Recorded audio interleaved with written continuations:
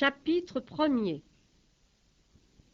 De la part de Paul, qui par la volonté de Dieu est apôtre de Jésus-Christ, et de la part de Timothée, notre frère, à l'Église de Dieu qui est à Corinthe, et à tous les membres du peuple de Dieu qui se trouvent dans la Grèce entière, que Dieu notre Père et le Seigneur Jésus-Christ vous donnent la grâce et la paix. Louons Dieu, le Père de notre Seigneur Jésus-Christ, le Père qui est plein de bonté, le Dieu qui accorde le réconfort en toute occasion. Il nous réconforte dans toutes nos souffrances, afin que nous puissions réconforter ceux qui passent par toutes sortes de souffrances, en leur apportant le réconfort que nous avons nous-mêmes reçu de lui. De même en effet que nous avons part aux nombreuses souffrances du Christ, de même aussi nous recevons un grand réconfort par le Christ. Si nous souffrons, c'est pour que vous obteniez le réconfort et le salut. Si nous sommes réconfortés, c'est pour que vous receviez le réconfort qui vous rendra capable de supporter avec patience les mêmes souffrances que nous subissons. Ainsi nous avons un ferme espoir à votre sujet, car nous le savons. Comme vous avez part à nos souffrances, vous avez aussi part au réconfort qui nous est accordé. Nous voulons en effet que vous sachiez, frères, quelles souffrances nous avons subies dans la province d'Asie. Le poids en a été si lourd pour nous, si insupportable, que nous désespérions de conserver la vie. Nous avions l'impression que la peine de mort avait été décidée contre nous.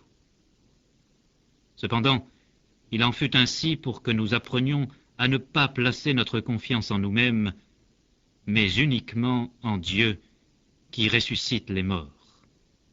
C'est lui qui nous a délivrés de dangers de mort aussi graves et qui nous en délivrera encore. Oui, nous avons cette espérance en lui qu'il nous délivrera encore, car vous nous aiderez vous-même en priant pour nous. Ainsi, Dieu répondra aux prières faites par beaucoup en notre faveur, il nous accordera ce bienfait et beaucoup le remercieront à notre sujet. Voici en quoi nous pouvons être fiers. Notre conscience nous assure que nous nous sommes conduits dans le monde, et particulièrement envers vous, avec la simplicité et la sincérité qui viennent de Dieu, en étant dirigés par la grâce de Dieu et non par la sagesse humaine. En effet, dans nos lettres, nous ne vous écrivons rien d'autre que ce que vous y lisez et comprenez. Et j'espère que vous parviendrez à comprendre parfaitement ceci, que vous comprenez maintenant en partie seulement. Au jour du Seigneur Jésus, vous pourrez être fiers de nous comme nous le serons de vous. J'avais une telle confiance à cet égard que j'avais d'abord projeté d'aller chez vous, afin qu'un bienfait vous soit accordé à 2 reprises. J'avais en effet projeté de passer chez vous en me rendant en Macédoine, puis de vous revoir à mon retour. Vous m'auriez alors aidé à poursuivre mon voyage vers la Judée. En formant ce projet, ai-je donc fait preuve de légèreté? Lorsque j'établis mes plans, suis-je guidé par des motifs purement humains, de sorte que je serai prêt à dire oui et non en même temps? Aussi vrai que Dieu est fidèle, ce que je vous ai dit n'était pas à la fois oui et non.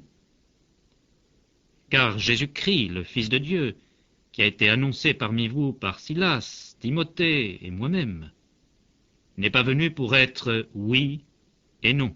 Au contraire, il est le oui de Dieu.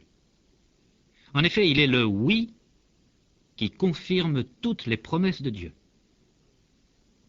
C'est donc par Jésus-Christ que nous disons notre Amen pour rendre gloire à Dieu. Et c'est Dieu lui-même qui nous affermit avec vous dans la vie en Christ. C'est Dieu lui-même qui nous a mis à part, qui nous a marqués à son nom et qui a répandu dans nos cœurs le Saint-Esprit comme garantie des biens qu'il nous réserve. j'en prends Dieu à témoin, qu'il me fasse perdre la vie si je mens, c'est pour vous épargner que j'ai décidé de ne pas retourner à Corinthe. Nous ne cherchons pas à vous imposer ce que vous devez croire, car vous êtes fermement établis dans la foi. Mais nous désirons travailler avec vous à votre bonheur.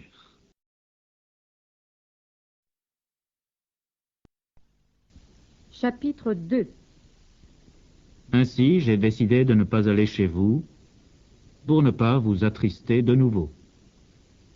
Car si je vous attriste, qui peut encore me donner de la joie? Cela seul que j'aurai attristé. Voilà pourquoi je vous ai écrit comme je l'ai fait.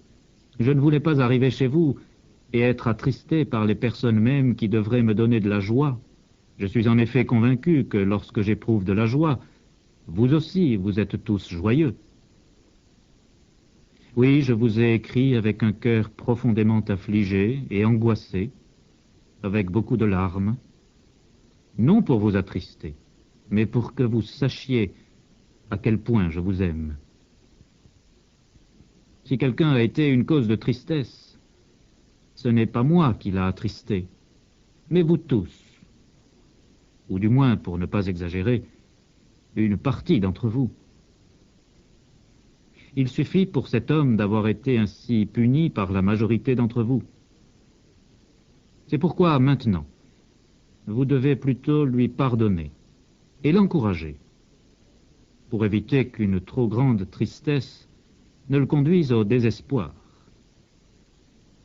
Par conséquent, je vous le demande, agissez à son égard de façon à lui montrer que vous l'aimez. Voici en effet pourquoi je vous ai écrit. Je désirais vous mettre à l'épreuve et voir si vous êtes toujours prêts à obéir à mes instructions. Quand vous pardonnez à quelqu'un une faute qu'il a commise, je lui pardonne aussi. Car si je pardonne, pour autant que j'ai à pardonner quelque chose, je le fais à cause de vous, devant le Christ, afin de ne pas laisser Satan prendre l'avantage sur nous. Nous connaissons en effet fort bien ses intentions. Quand je suis arrivé à Troas pour y annoncer la bonne nouvelle qui concerne le Christ, je découvris que, grâce au Seigneur, une occasion favorable de travailler s'y présentait à moi. Cependant, j'étais profondément inquiet parce que je n'avais pas trouvé notre frère Tite. C'est pourquoi je fis mes adieux aux gens de Troas et partis pour la Macédoine. Mais loué soit Dieu, car il nous entraîne sans cesse dans son cortège de victoires, grâce à notre union avec le Christ. Il nous utilise pour faire connaître le Christ en tout lieu, comme un parfum dont l'odeur se répand partout. Nous sommes en effet l'agréable odeur de l'encens offert par le Christ à Dieu. Nous le sommes pour ceux qui sont sur la voie du salut et pour ceux qui se perdent. Pour ceux qui se perdent, c'est une odeur de mort qui donne la mort. Pour ceux qui sont sur la voie du salut, c'est une odeur de vie qui donne la vie. Qui donc est capable d'accomplir une telle œuvre? Nous ne sommes pas comme tant d'autres qui font du commerce avec la parole de Dieu. Au contraire, parce que c'est Dieu qui nous a envoyés, nous parlons avec sincérité en sa présence, comme des serviteurs du Christ.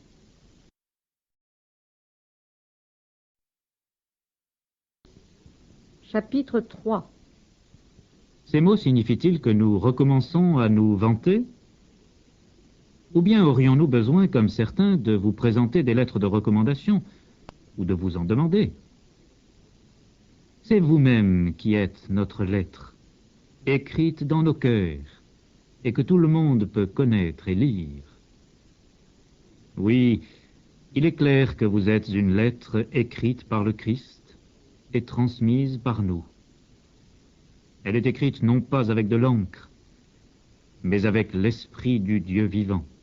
Elle est gravée non pas sur des tablettes de pierre, mais dans des cœurs humains. Nous affirmons cela en raison de la confiance que nous avons en Dieu par le Christ.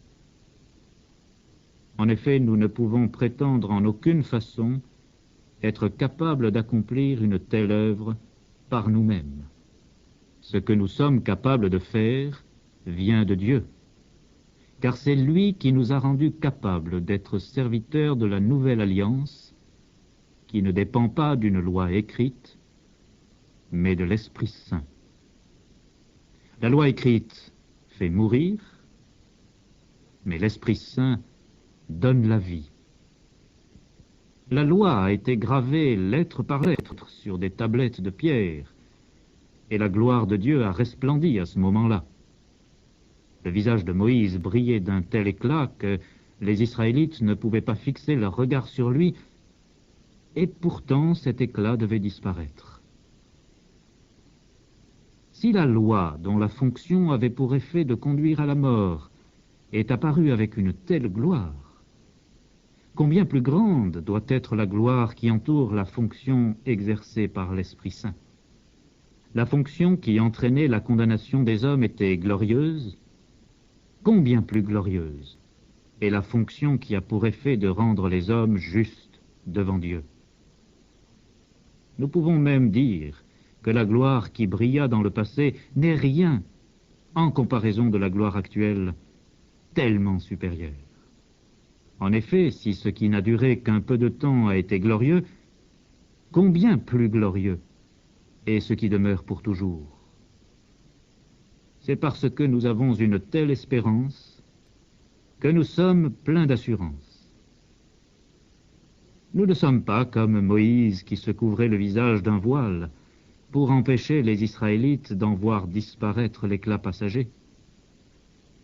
Mais leur intelligence était devenue incapable de comprendre. Et jusqu'à ce jour, leur intelligence est recouverte du même voile quand ils lisent les livres de l'Ancienne Alliance. Ce voile ne disparaît que pour l'homme qui est uni au Christ. Aujourd'hui encore, chaque fois qu'ils lisent les livres de Moïse, le voile recouvre leur intelligence. Mais comme le déclare l'Écriture, lorsqu'un homme se tourne vers le Seigneur, le voile est enlevé. Or, le Seigneur dont parle ce passage, c'est l'Esprit Saint. Et là où l'Esprit du Seigneur est présent, là est la liberté. Nous tous, le visage découvert, nous reflétons la gloire du Seigneur. Ainsi nous sommes transformés pour être semblables au Seigneur, et nous passons d'une gloire à une gloire plus grande encore. Telle est en effet l'œuvre accomplie par l'Esprit du Seigneur.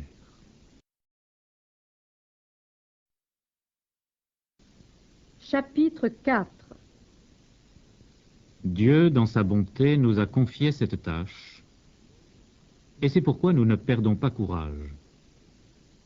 Nous avons rejeté les actions cachées et honteuses, nous n'agissons pas avec ruse, et nous ne falsifions pas la parole de Dieu. Au contraire, nous faisons connaître clairement la vérité, et nous nous recommandons ainsi à la conscience de tout homme devant Dieu. Si cependant la bonne nouvelle que nous annonçons est obscure, elle ne l'est que pour ceux qui se perdent. Ils ne croient pas parce que le Dieu mauvais de ce monde a aveuglé leur intelligence. Ce Dieu les empêche de voir la lumière répandue par la bonne nouvelle qui concerne la gloire du Christ, lequel est l'image même de Dieu. En effet, nous ne nous annonçons pas nous-mêmes en prêchant. Nous annonçons Jésus-Christ comme Seigneur. Quant à nous, nous déclarons être vos serviteurs à cause de Jésus. Le Dieu qui a dit que la lumière brille du milieu de l'obscurité est aussi celui qui a fait briller sa lumière dans nos cœurs pour nous donner la connaissance lumineuse de la gloire de Dieu qui resplendit sur le visage du Christ. Mais nous qui portons ce trésor spirituel, Nous sommes comme des vases d'argile, pour que l'on voie bien que cette puissance extraordinaire appartient à Dieu et non pas à nous. Nous sommes accablés de toutes sortes de souffrances, mais non écrasés. Nous sommes inquiets, mais non désespérés. On nous persécute, mais Dieu ne nous abandonne pas. Nous sommes jetés à terre, mais non détruits. Nous portons toujours dans notre corps la mort de Jésus, afin que sa vie se manifeste aussi dans notre corps. Dans notre vie, nous sommes sans cesse exposés à la mort à cause de Jésus, afin que sa vie se manifeste aussi dans notre corps mortel. Ainsi, la mort agit en nous, mais la vie agit en vous. L'Écriture déclare « J'ai cru, c'est pourquoi j'ai parlé ». Nous aussi, dans le même esprit de foi, nous croyons, et c'est pourquoi nous parlons. Nous savons en effet que Dieu, qui a ressuscité le Seigneur Jésus, nous ressuscitera aussi avec Jésus et nous fera paraître avec vous en sa présence. Tout cela arrive pour vous. Ainsi, la grâce de Dieu atteint toujours plus de personnes pour leur faire exprimer en plus grand nombre les prières de reconnaissance à la gloire de Dieu.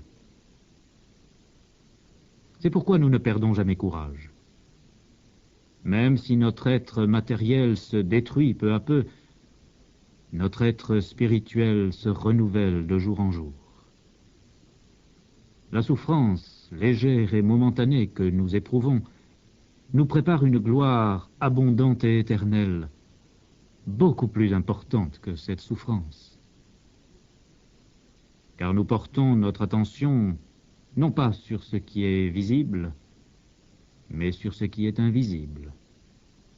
Ce qui est visible ne dure que peu de temps, mais ce qui est invisible dure toujours.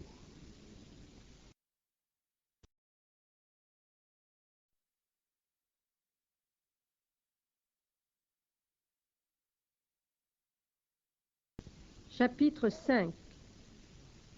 Nous savons en effet que si la tente dans laquelle nous vivons, c'est-à-dire notre corps terrestre, est détruite, Dieu nous réserve une habitation dans les cieux, une demeure qu'il a faite lui-même et qui durera toujours. Et nous gémissons maintenant, car notre désir est grand d'être recouvert de notre habitation céleste. En effet, dans la mesure où nous en serons recouverts, nous ne serons pas trouvés dépourvus de corps. Oui, aussi longtemps que nous vivons dans cette tente terrestre, nous gémissons comme sous un fardeau.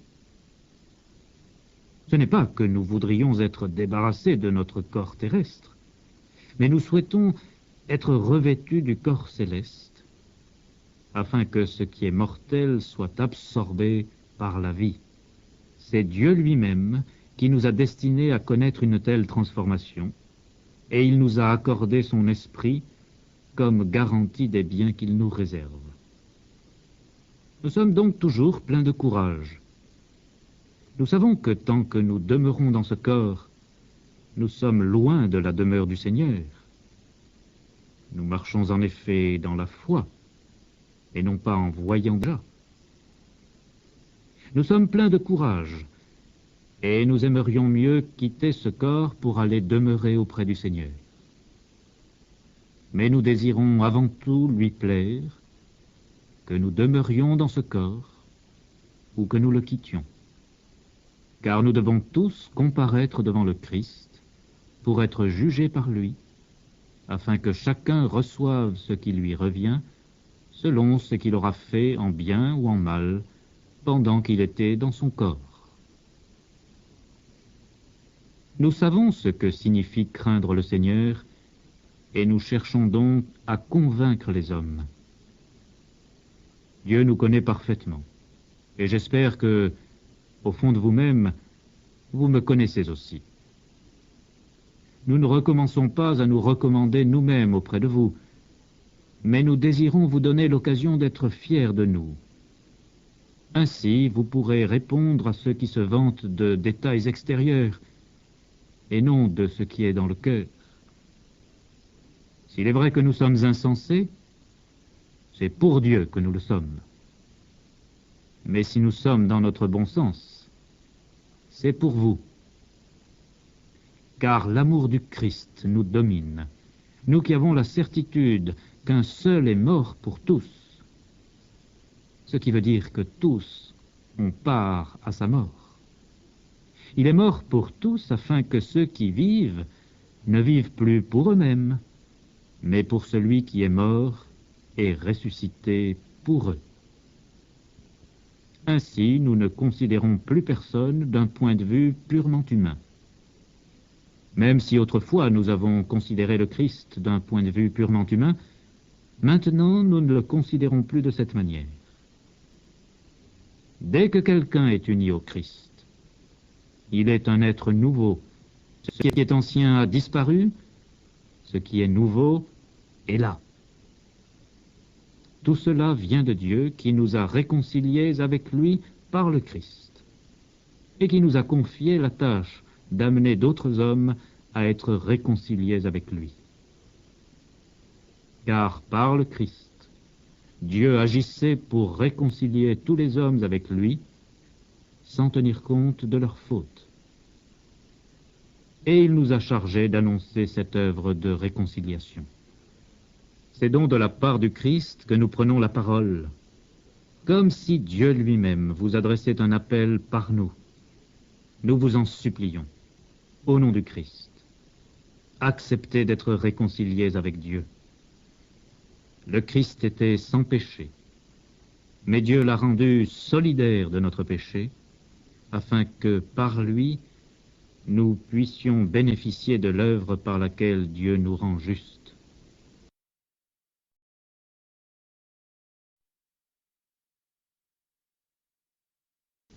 Chapitre 6. Ainsi, nous qui travaillons avec Dieu, nous vous demandons de ne pas laisser se perdre la grâce que vous avez reçue de lui.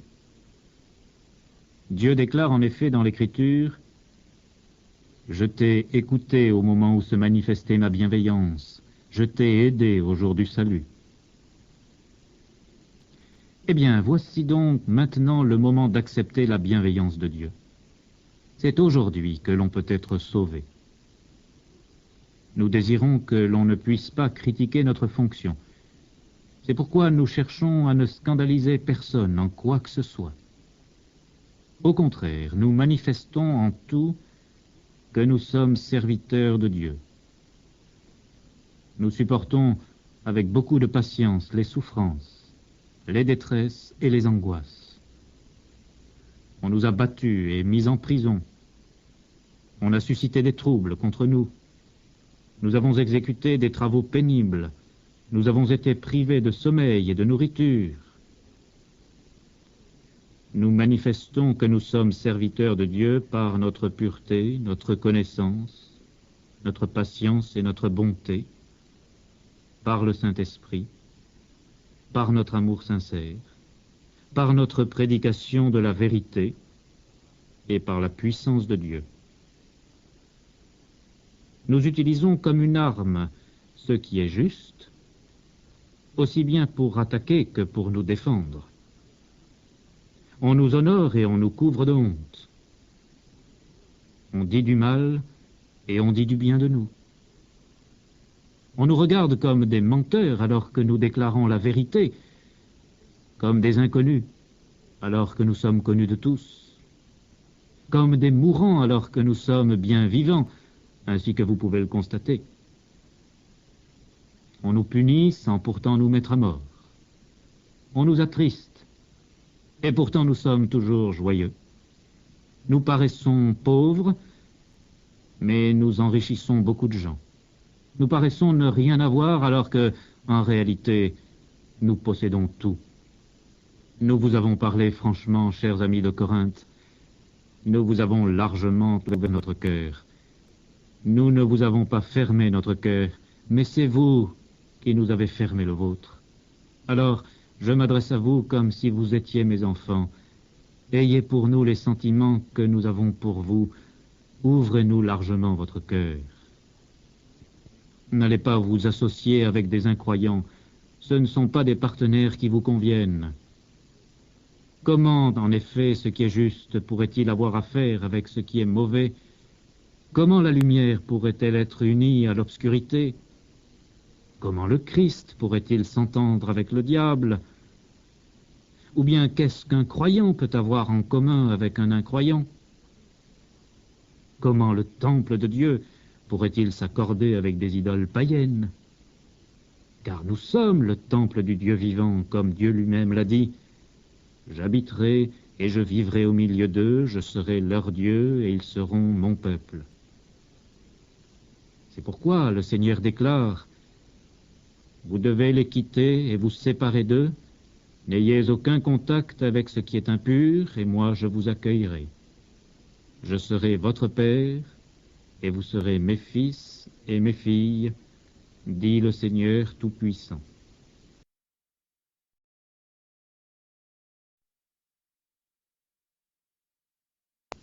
Chapitre 7. Toutes ces promesses sont valables pour nous, mes amis. C'est pourquoi purifions-nous de tout ce qui salit le corps ou l'âme, et efforçons-nous d'être parfaitement saints en vivant dans la crainte de Dieu. Donnez-nous une place dans votre cœur. Nous n'avons causé de tort à personne, nous n'avons ruiné personne, nous n'avons exploité personne. Je ne dis pas cela pour vous condamner. En effet, comme je l'ai déjà affirmé, vous nous êtes si chers que nous sommes toujours ensemble, soit pour vivre, soit pour mourir. J'ai une grande confiance en vous. Je suis très fier de vous. Dans toutes nos souffrances, je demeure plein de courage et je déborde de joie. En fait, même lorsque nous sommes arrivés en Macédoine, nous n'avons eu aucun repos. Nous avons rencontré des difficultés de tous côtés, des luttes avec d'autres personnes, des craintes dans notre cœur. Mais Dieu, qui donne du courage à ceux qui sont abattus, nous en a donné par l'arrivée de Tite. Et nous avons été encouragés non seulement par son arrivée, mais encore par ce qu'il nous a dit de la façon dont vous l'avez lui-même encouragé. Il nous a raconté à quel point vous désirez me revoir, combien vous êtes triste, comment vous êtes prêts à me défendre. C'est pourquoi maintenant je suis encore plus joyeux. En effet, même si la lettre que je vous ai écrite vous a attristé, je ne le regrette pas maintenant. J'ai pu le regretter quand j'ai vu que cette lettre vous avait attristé momentanément. Mais maintenant je me réjouis, non pas de vous avoir attristé, mais parce que votre tristesse vous a amené à changer de comportement. Dieu s'est servi de votre tristesse, si bien que nous ne vous avons causé aucun mal. Car la tristesse que Dieu utilise produit un changement de vie qui conduit au salut, et l'on n'a pas à le regretter. Mais la tristesse du monde produit la mort. Dieu s'est servi de la tristesse que vous avez éprouvée, et voyez maintenant les résultats. Voyez combien cette tristesse vous a fait prendre au sérieux la situation, et vous a rendus actifs pour présenter votre défense. Quelle indignation, quelle crainte, quel désir de me revoir, quel zèle, quelle ardeur à punir le mal. Vous avez montré de toutes les manières que vous étiez innocent dans cette affaire. Si donc je vous ai écrit, ce n'était ni à cause de celui qui a commis le mal, ni à cause de celui qui l'a subi. Mais c'était pour que vous vous rendiez clairement compte, devant Dieu, du dévouement que vous avez pour nous. C'est pourquoi votre réaction nous a encouragés. Nous n'avons pas seulement reçu du courage, nous avons ressenti une joie bien plus grande encore en voyant combien Tite était joyeux à cause de la façon dont vous tous l'avez réconforté. Je me suis un peu vanté à votre sujet auprès de lui, et vous ne m'avez pas déçu. Mais de même que nous avons toujours dit la vérité, De même, l'éloge que nous avons fait de vous auprès de Tite s'est révélé exact. Et ainsi, son affection pour vous est encore plus grande lorsqu'il se rappelle comment vous étiez tous disposés à obéir et comment vous l'avez accueilli avec crainte et tremblement. Je suis rempli de joie de pouvoir compter sur vous en tout.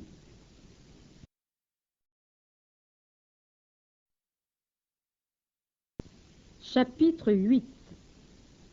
Frères, nous désirons que vous sachiez comment la grâce de Dieu s'est manifestée dans les églises de Macédoine. Les fidèles y ont été sérieusement éprouvés par les souffrances qu'ils ont connues, mais leur joie était si grande qu'ils se sont montrés extrêmement généreux, bien qu'ils soient très pauvres. Je vous l'affirme, ils ont donné ce qu'ils pouvaient, et même plus que ce qu'ils pouvaient. De même, ils nous ont demandé avec beaucoup d'insistance la faveur de participer à l'envoi d'une aide aux membres du peuple de Dieu qui vivent en Judée. Ce fut plus que ce que nous avions espéré. Ils se sont d'abord donnés au Seigneur, et ensuite, par la volonté de Dieu, également à nous. C'est pourquoi nous avons prié Tite d'aller chez vous continuer le travail comme il l'avait commencé, pour vous amener à achever cette œuvre généreuse. Vous êtes riches en tout, foi, don de la parole, connaissance, zèle sans limite et amour que vous avez pour nous. Par conséquent, nous désirons que vous vous montriez riches également dans cette œuvre généreuse. Ce n'est pas un ordre que je vous donne, mais je vous parle du zèle des autres afin de vérifier la réalité de votre amour. Car vous connaissez la grâce de notre Seigneur Jésus-Christ, lui qui était riche. Il s'est fait pauvre pour vous, afin de vous enrichir par sa pauvreté. Ainsi, je vous donne mon opinion dans cette affaire. Il est bon pour vous de continuer ce que vous avez commencé l'année dernière. Vous avez été les premiers non seulement à agir, mais à être disposés à agir. Continuez donc maintenant et achevez cette œuvre. Mettez autant de bonne volonté à l'achever que vous en avez mis à la décider, et cela avec ce que vous avez. Car si l'on met de la bonne volonté à donner, Dieu accepte le don offert en tenant compte de ce que l'on a et non de ce que l'on n'a pas. Il ne s'agit pas de vous faire tomber dans le besoin pour soulager les autres, mais il faut qu'il y ait de l'égalité. En ce moment, vous êtes dans l'abondance, et vous pouvez, par conséquent, venir en aide à ceux qui sont dans le besoin. Puis, si vous êtes un jour dans le besoin, et eux dans l'abondance, ils pourront vous venir en aide. C'est ainsi qu'il y aura égalité, conformément à ce que l'Écriture déclare. Celui qui avait beaucoup ramassé n'avait pas trop, et celui qui avait peu ramassé ne manquait de rien. Loué soit Dieu qui a rendu Tite aussi zélé pour vous que nous le sommes. Il a accepté notre demande, bien plus. Il était si plein de zèle qu'il a décidé de lui-même de se rendre chez vous. Avec lui, nous envoyons le frère dont toutes les églises font l'éloge à cause de son activité dans la prédication de la bonne nouvelle. En outre, il a été désigné par les églises pour nous accompagner dans le voyage au cours duquel nous accomplissons cette œuvre généreuse pour la gloire du Seigneur et pour manifester notre désir d'aider les autres. Nous tenons à éviter que l'on nous critique quant à notre façon de nous occuper de cette somme importante. Nous désirons faire ce qui est bien, non seulement aux yeux du Seigneur, mais aussi aux yeux des hommes. Nous envoyons avec eux notre frère. Nous avons eu beaucoup d'occasions de le mettre à l'épreuve, et il s'est toujours montré zélé. Mais maintenant, il est encore bien plus zélé en raison de la grande confiance qu'il a en vous. En ce qui concerne Tite, il est mon compagnon et travaille avec moi pour vous. Quant aux autres frères qui l'accompagnent, ils sont les envoyés des églises et agissent pour la gloire du Christ. Montrez-leur que vous les aimez réellement, afin que les églises en aient la certitude et sachent que nous avons raison d'être fiers de vous.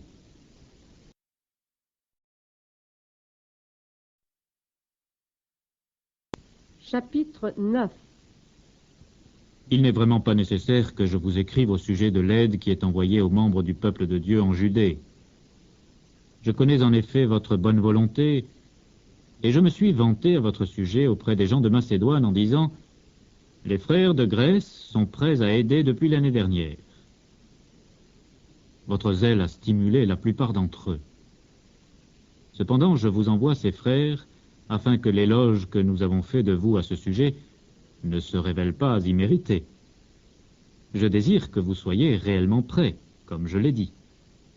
Autrement, si les gens de Macédoine venaient avec moi et ne vous trouvaient pas prêts, nous serions remplis de honte de nous être sentis si sûrs de vous, pour ne rien dire de la honte qui serait la vôtre. J'ai donc estimé nécessaire de prier ces frères de se rendre chez vous avant moi pour préparer le don généreux que vous avez déjà promis. Ainsi il sera prêt quand j'arriverai et prouvera que vous donnez de bon cœur, non avec peine. Rappelez-vous ceci. Celui qui sème peu récoltera peu. Celui qui sème beaucoup récoltera beaucoup. Il faut donc que chacun donne comme il l'a décidé, non pas à regret ou par obligation, car Dieu aime celui qui donne avec joie. Et Dieu a le pouvoir de vous accorder en abondance toutes sortes de biens, afin que vous ayez toujours tout ce qui vous est nécessaire, et qu'il vous reste encore bien assez pour toutes les œuvres bonnes. Comme l'Écriture le déclare, il donne généreusement aux pauvres, sa bonté dure pour toujours. Dieu qui fournit de la semence au semeur et du pain pour se nourrir, vous fournira toute la semence dont vous avez besoin et la fera croître, pour que votre générosité produise beaucoup de fruits. Il vous rendra suffisamment riche en tout temps pour que vous puissiez sans cesse vous montrer généreux, de sorte que beaucoup remercieront Dieu pour les dons que nous leur transmettrons. Car ce service que vous accomplissez ne pourvoit pas seulement aux besoins des membres du peuple de Dieu, mais il suscite encore de très nombreuses prières de reconnaissance envers Dieu. Ce service montrera ce que vous êtes, de sorte que beaucoup rendront gloire à Dieu pour l'obéissance avec laquelle vous manifestez votre foi en la bonne nouvelle du Christ. Ils lui rendront gloire aussi pour la façon généreuse dont vous partagez vos biens avec eux et avec tous les autres. Ils prieront pour vous en vous portant une grande affection à cause de la grâce extraordinaire que Dieu a répandue sur vous. Loué soit Dieu pour son don incomparable.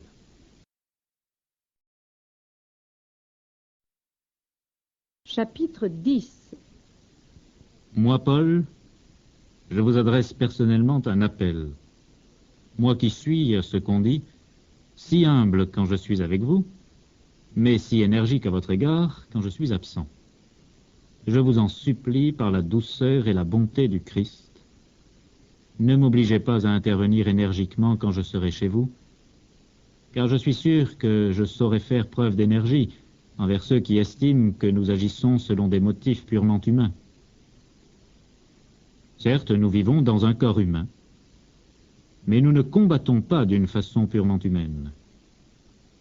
Les armes que nous utilisons dans notre combat ne sont pas celles des hommes de ce monde.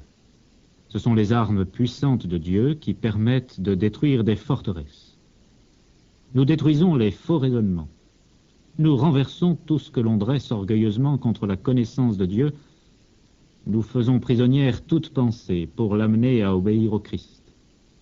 Et nous sommes prêts à punir toute désobéissance dès que vous aurez manifesté une parfaite obéissance.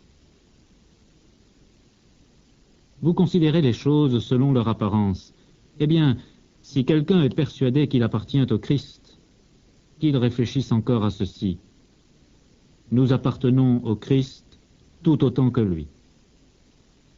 Car je n'ai pas à éprouver de honte, même si je me suis un peu trop vanté de l'autorité que le Seigneur nous a donnée, autorité qui a pour but de vous faire progresser dans la foi et non de vous détruire. Je ne veux pas avoir l'air de chercher à vous effrayer par mes lettres. En effet, voici ce que l'on dit. Les lettres de Paul sont dures et sévères, mais quand il est parmi nous en personne, il est faible et sa façon de parler est lamentable. Que celui qui s'exprime ainsi le sache bien. Il n'y a pas de différence entre ce que nous écrivons dans nos lettres quand nous sommes absents et ce que nous ferons quand nous serons parmi vous. Certes, nous n'oserions pas nous égaler ou nous comparer à certains de ceux qui ont une si haute opinion d'eux-mêmes. Ils sont stupides. Ils établissent leurs propres mesures pour se mesurer. Ils se comparent à eux-mêmes. Quant à nous, nous n'allons pas nous vanter de ce qui est au-delà des limites établies. Nous le ferons dans les limites de la tâche que Dieu nous a fixée en nous permettant de nous rendre jusque chez vous. Nous ne dépassons pas nos limites, comme ce serait le cas si nous n'étions pas parvenus jusqu'à vous. Car nous sommes bien arrivés jusqu'à vous en vous apportant la bonne nouvelle qui concerne le Christ. Ainsi, nous ne sortons pas des limites établies. Nous ne nous vantons pas du travail effectué par d'autres. Au contraire, nous espérons que votre foi augmentera et que nous pourrons accomplir une œuvre beaucoup plus importante parmi vous, en demeurant toujours dans les limites que Dieu nous a fixées. Nous pourrons ensuite apporter la bonne nouvelle dans des régions situées au-delà de chez vous, sans avoir à nous vanter de ce que d'autres ont déjà effectué dans leur propre champ de travail. Cependant, comme le déclare l'Écriture, celui qui désire se vanter doit se vanter de ce que le Seigneur a accompli. En effet, l'homme qui est vraiment approuvé n'est pas celui qui a une haute opinion de lui-même, mais celui dont le Seigneur dit du bien.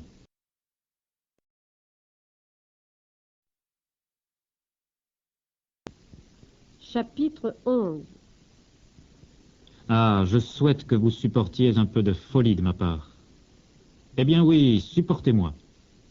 Je suis jaloux à votre sujet, d'une jalousie qui vient de Dieu, car vous êtes comme une vierge pure que j'ai promise en mariage à un seul époux, qui est le Christ.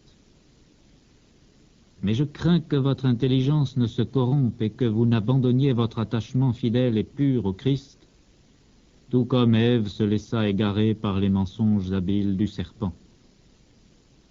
Car vous supportez fort bien que quelqu'un vienne vous annoncer un Jésus différent de celui que nous vous avons annoncé. Vous êtes également prêts à accepter un esprit et un message différents de l'Esprit Saint et de la bonne nouvelle que vous avez reçue de nous. J'estime que je ne suis inférieur en rien à vos super apôtres. Il est possible que je sois inexpérimenté quant à la façon de parler, mais certainement pas quant à la connaissance. Nous vous l'avons clairement montré en toute occasion et à tous égards. Quand je vous ai annoncé la bonne nouvelle de Dieu, je l'ai fait gratuitement. Je me suis abaissé afin de vous élever. Ai-je eu tort d'agir ainsi? J'ai accepté d'être payé par d'autres églises. Je les ai en quelque sorte dépouillés pour vous aider. Et pendant que je me trouvais chez vous, je n'ai été à la charge de personne quand j'avais besoin d'argent. Car les frères qui sont venus de Macédoine m'ont apporté tout ce qui m'était nécessaire. Je me suis gardé d'être une charge pour vous en quoi que ce soit, et je continuerai à m'en garder. Par la vérité du Christ qui est en moi, je déclare que ce sujet de fierté ne me sera enlevé nulle part dans toute la Grèce. Pourquoi ai-je dit cela? Parce que je ne vous aime pas. Dieu sait bien que si. Je continuerai d'agir comme je le fais maintenant, afin d'enlever tout prétexte à ceux qui désirent trouver une occasion de se vanter et d'affirmer qu'ils travaillent de la même façon que nous. Ces gens-là ne sont que de faux apôtres. Ils mentent au sujet de leur activité et se déguisent en apôtres du Christ. Il n'y a là rien d'étonnant, car Satan lui-même est capable de se déguiser en ange de lumière. Il n'est donc pas étrange que ses serviteurs aussi se déguisent en serviteurs de ce qui est juste, mais ils auront la fin qui leur revient, selon ce qu'ils auront fait. Je le répète, que personne ne me considère comme fou. Ou bien si vous me considérez ainsi, acceptez-moi alors comme un fou, pour que je puisse moi aussi me vanter un peu. Certes, ce que je dis maintenant n'est pas ce que le Seigneur voudrait. Dans cette situation où je suis amené à me vanter, je parle comme si j'étais fou. Puisque tant d'autres se vantent pour des motifs purement humains, eh bien, je me vanterai moi aussi. Vous qui êtes des sages, vous supportez si volontiers les fous. Vous supportez qu'on vous commande comme à des esclaves, et qu'on vous exploite, qu'on vous trompe, qu'on vous regarde de haut, qu'on vous frappe au visage. J'ai honte de le dire, nous avons été trop faibles pour agir ainsi. Cependant, si quelqu'un ose se vanter de quelque chose, je parle comme si j'étais fou, je l'oserai moi aussi. Ils sont hébreux? Moi aussi. Ils sont israélites? Moi aussi. Ils sont descendants d'Abraham? Moi aussi. Ils sont serviteurs du Christ? Eh bien, je vais parler comme si j'avais complètement perdu la raison. Je le suis plus qu'eux. J'ai travaillé plus qu'eux. J'ai été en prison plus souvent. J'ai été battu beaucoup plus et j'ai été en danger de mort plus souvent. 5 fois, j'ai reçu des Juifs les 39 coups de fouet. 3 fois, j'ai été battu par les Romains et 1 fois, on a voulu me tuer en me jetant des pierres. 3 fois, j'ai fait naufrage. Et 1 fois, je suis resté toute une journée et toute une nuit dans l'eau. Pendant mes nombreux voyages, j'ai connu les dangers des rivières qui débordent, les dangers des brigands, les dangers venant de mes compatriotes juifs et ceux causés par des non-juifs. J'ai été en danger dans les villes, en danger dans les lieux déserts, en danger sur la mer et en danger parmi de faux frères. J'ai connu des travaux pénibles et de dures épreuves. Souvent j'ai été privé de sommeil. J'ai eu faim et soif. Souvent j'ai été obligé de me passer de nourriture. J'ai souffert du froid et du manque de vêtements. Et sans parler du reste, je porte chaque jour le fardeau des préoccupations que j'éprouve pour toutes les églises. Si quelqu'un est faible, je me sens faible aussi. Si quelqu'un tombe dans le péché, j'en éprouve une vive douleur. S'il faut que je me vante, je me vanterai de tout ce qui montre ma faiblesse. Dieu, le Père du Seigneur Jésus, que son nom soit béni pour toujours, sait que je ne mens pas. Quand j'étais à Damas, le gouverneur qui était au service du roi Arétas plaça des gardes aux portes de la ville pour m'arrêter. Mais on me fit passer par une fenêtre du mur de la ville, et l'on me descendit dans une corbeille, et c'est ainsi que je lui échappai.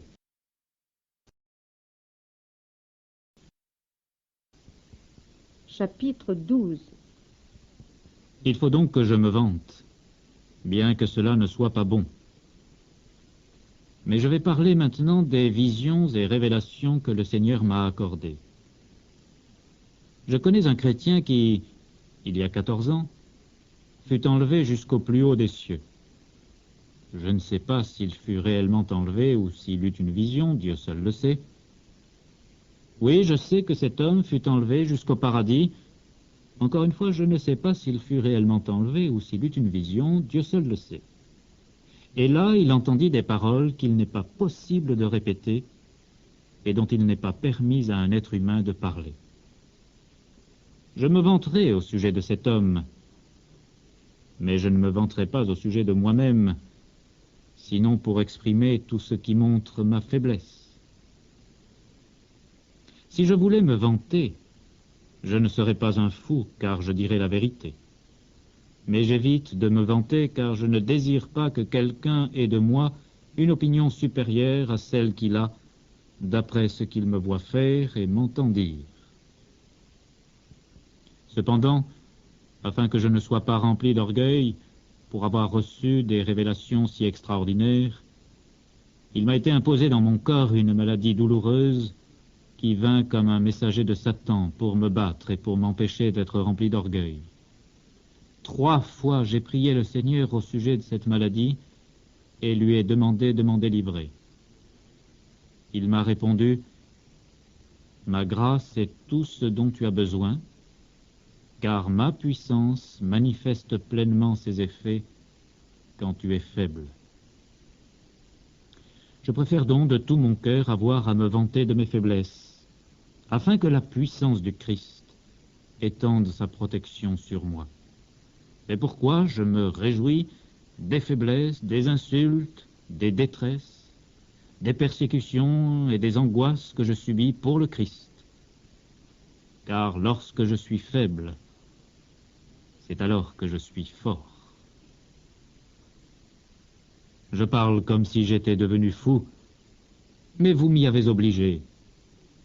C'est vous qui auriez dû prendre ma défense, car même si je ne suis rien, je ne suis nullement inférieur à vos super-apôtres. Les actes qui prouvent que je suis apôtre ont été accomplis parmi vous avec une patience parfaite. Ils ont consisté en signes, prodiges et miracles.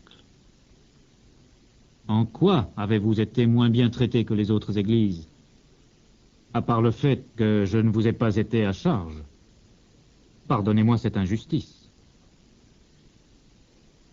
Me voici prêt à me rendre chez vous pour la 3e fois, et je ne vous serai pas à charge. C'est vous que je veux, et non votre argent.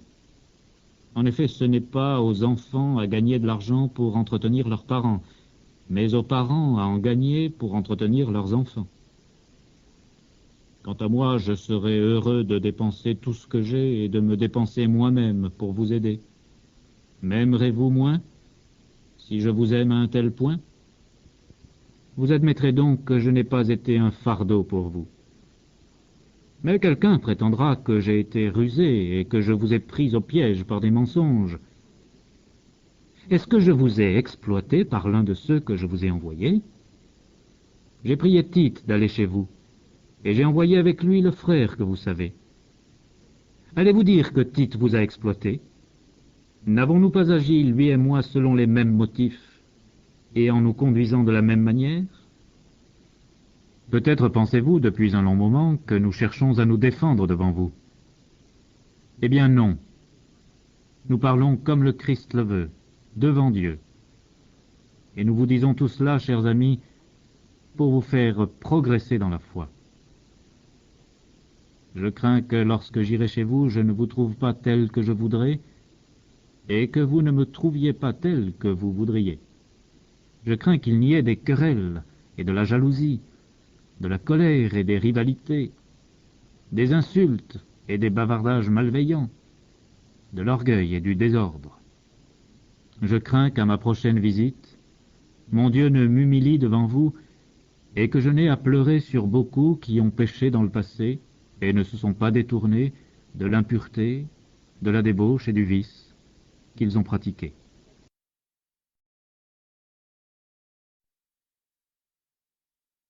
Chapitre 13. C'est la 3e fois que je vais me rendre chez vous. Comme le déclare l'Écriture, toute accusation doit être appuyée par le témoignage de 2 ou 3 témoins. J'ai un avertissement à donner à ceux qui ont péché dans le passé et à tous les autres. Je l'ai déjà donné durant ma 2e visite chez vous, mais je le répète maintenant que je suis absent. La prochaine fois que j'irai vous voir, je ne serai indulgent pour personne. Vous désirez la preuve que le Christ parle par moi, vous l'aurez alors. Le Christ n'est pas faible à votre égard, mais il manifeste sa puissance parmi vous. Certes, il a été cloué sur une croix à cause de sa faiblesse, mais il vit par la puissance de Dieu. Dans l'union avec lui, nous sommes faibles nous aussi, mais dans notre façon d'agir envers vous, nous vivons avec lui par la puissance de Dieu. Mettez-vous à l'épreuve et examinez-vous vous-même pour voir si vous vivez dans la foi. Vous reconnaissez que Jésus-Christ est en vous, n'est-ce pas? À moins que vous ne soyez incapable de donner des preuves de foi. J'espère cependant que vous reconnaîtrez que nous ne sommes pas incapables d'en donner. Nous prions Dieu que vous ne fassiez aucun mal. Nous désirons non pas démontrer par là ce dont nous sommes capables, mais vous voir pratiquer le bien, même si nous devons paraître incapables. Car nous ne pouvons rien faire contre la vérité de Dieu, nous ne pouvons agir que pour elle. Nous nous réjouissons quand nous sommes faibles, tandis que vous êtes forts. Par conséquent, nous demandons aussi dans nos prières que vous deveniez parfaits. Voilà pourquoi je vous écris ainsi en étant loin de vous. C'est pour qu'au moment où je serai parmi vous, je n'ai pas à vous traiter durement en usant de l'autorité que le Seigneur m'a donnée, autorité qui a pour but de vous faire progresser dans la foi et non de vous détruire. Et maintenant, frères, adieu. Tendez à la perfection. Encouragez-vous les uns les autres. Mettez-vous d'accord. Vivez en paix. Et le Dieu d'amour et de paix sera avec vous.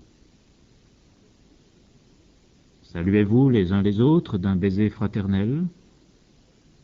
Tous les membres du peuple de Dieu vous adressent leurs salutations. Que la grâce du Seigneur Jésus-Christ, l'amour de Dieu et la communion du Saint-Esprit soient avec vous tous.